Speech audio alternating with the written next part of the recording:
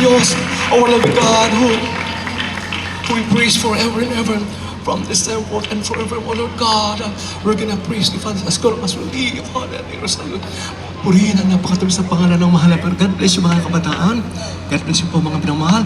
At sa pagpatuloy po natin mga ginigulo pa mga kapatid habang atin rin pong pinaganda po muli yung ating pong mga minamahal na mga kapatid na ating pong natawagang pansin mga minamahal. Mamaya po ay ganun rin po yung pong ating pong developed maya rin po yung pong ating mga pinagpala mga minamahal pa ng mga kapatid na ating pong pinaganda kanina. Sila po ay also the beloved Garcia family. We request them to have themselves ready. Mga minamahal, the beloved Garcia family, sila po ay they're gonna render a special song to our dearest loving Savior, the beloved Garcia family po mga minamahal.